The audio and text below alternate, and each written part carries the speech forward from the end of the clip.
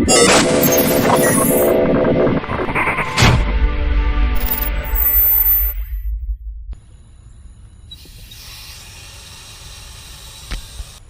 right, everybody, welcome back to the World's Worst Fishing. So a couple videos ago I took the boat out and had a little bit of engine trouble, and so she's back from the shop already, and we're gonna see if she's still having problems. The engine was spewing water out the cowling, and then one of the hoses inside busted, so we've got her hooked up to the garden hose here, and we're gonna check out. Get that key in there, I can't really see it. Come on, baby. There we go. Here we go. We're gonna see what's going on. So we should not see water come out of here. So fingers crossed. The mechanics up at the Tallahassee Bass Pro, they're pretty on the ball. I mean, they get stuff done quick. I mean, this was the same day turnaround. Obviously, this was a pretty easy thing from what the mechanic was saying, but she's peeing good, and I don't see water coming out of my engine. So I would say we have a success. Welcome back to the World's Worst Fishing, everybody. I'm Chris Jones, and now that we have a working boat, it's time to announce today's episode. We have a new mold. So we are basically launching a new bait. And sorry, I can't, I'm not used to these little doohickeys right here. But as I mentioned a few videos ago, we're gonna do a name contest to name this bait. So I just got it in the mail. I've never shot it, so I'm gonna film the very first shot of this mold, and then we will see what it is. Okay, everybody, my excitement level is pretty high right now.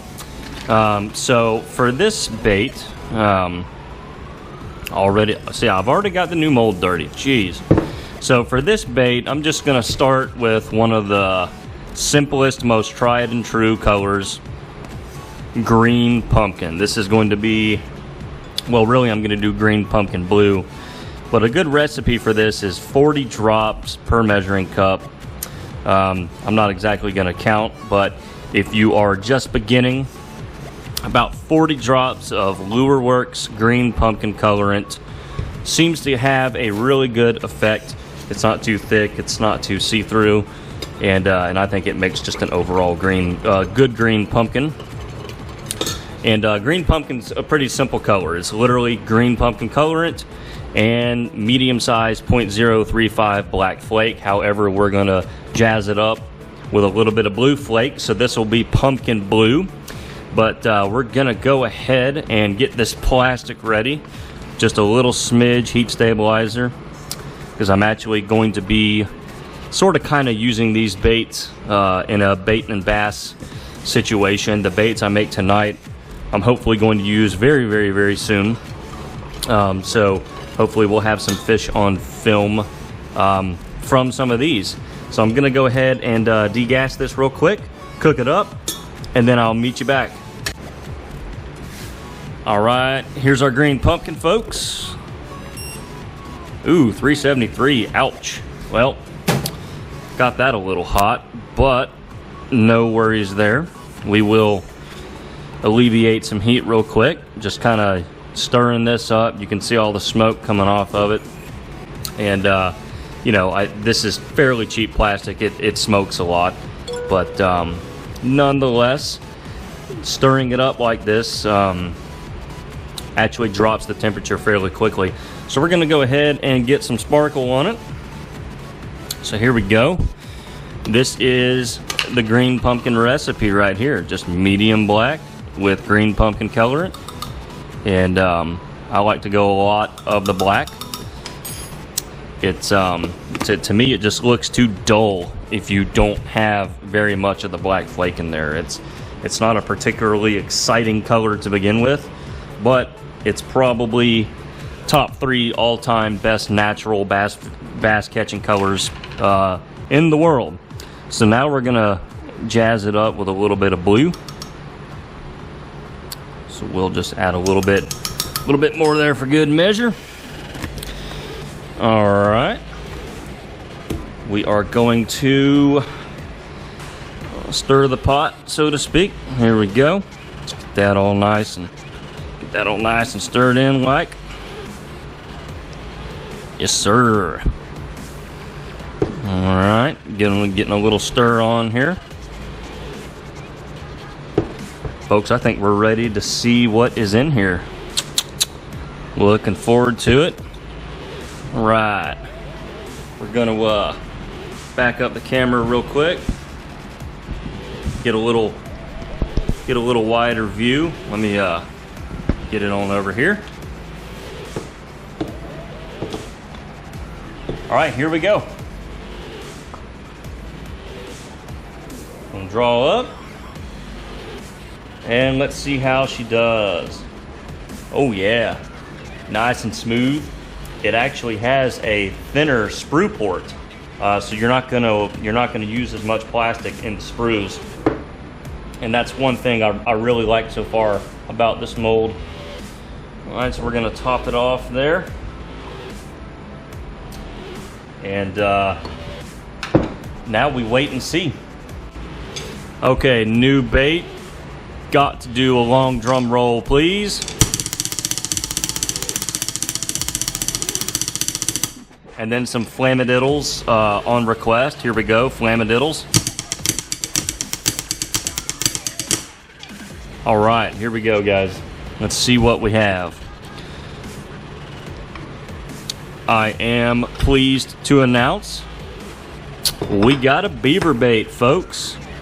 And look at that. Yes, sir. Let's get some light. Let's get some light on them over here. Oh, look at those. Look at those beauties. And yeah, I might have gone ahead and put some blue tails on them off camera. So a little bit of a curveball there. If you'll notice, this sprue is like rectangular, or actually, you know what? That's more a square.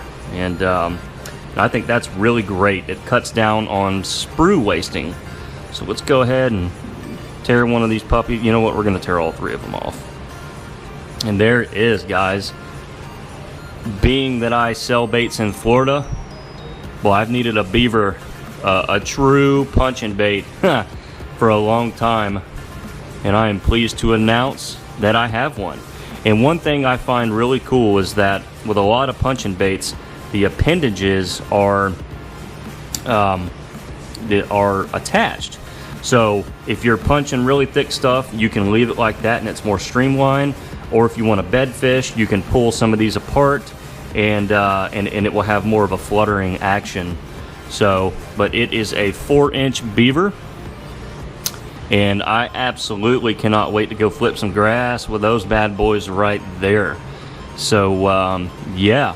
What do you think, guys? I think it's pretty cool. I've needed one for a while, and I finally found one that I liked enough to pull the trigger on. Molds ain't cheap, I can tell you that, but I am pleased with this one already.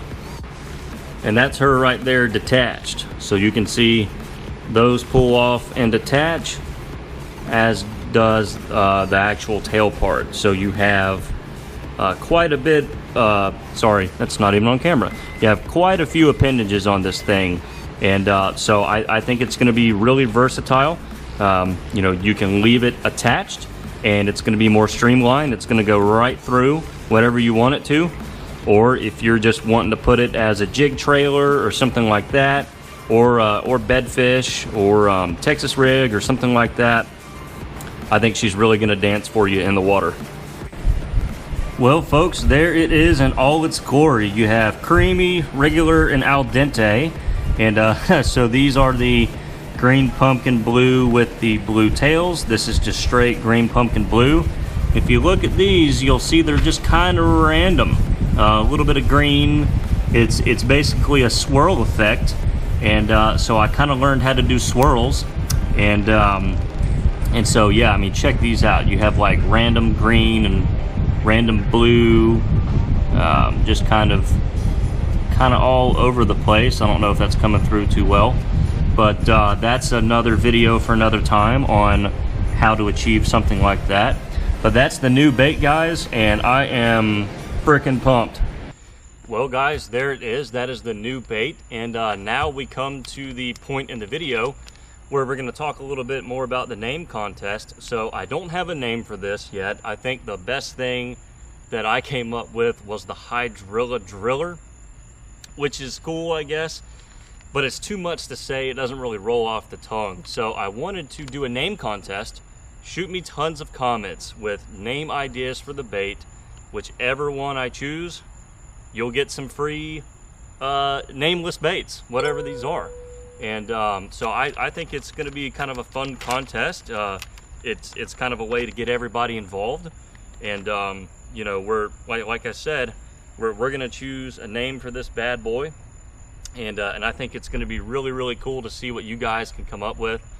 And you know, either way, I think it's going to be a cool little bait. It's kind of a beaver creature bomb. It's kind of all three. So I think it's really, really going to be a great bait. And I think we're going to come up with some really cool colors. And hopefully I can make some videos with it here on the Nitro. So shoot me as many comments as you can, guys. Let's get a lot of name suggestions for this thing, and let's come up with something cool. And I'll take some pictures. I'll get it on the website. If you're interested in buying some of these, just holler at me. Shoot me an email, worldsworstfishing@gmail.com, and I'll try to get some orders out. So I'm backed up on orders this week, but that's a good thing. I'm gonna try to get to them. See, tomorrow's Friday. I get off work early, so I'll probably be making baits tomorrow night, and then hopefully I'll be doing a bait and bass or just a regular fishing video with these soon. So thanks, guys, for watching. I'm pretty excited to have a new bait. I haven't launched a new bait in years, and I needed a true punching, flipping creature bait, and this is it. I'm also kind of working on a custom, complete, just from scratch custom creature design, but this is more of a beaver. The one I'm working on looks more like a crawl. So you know, you can never have enough, I guess. But anyway, that's gonna wrap it up. This has been a really fun episode to show you guys, and let's see those name suggestions.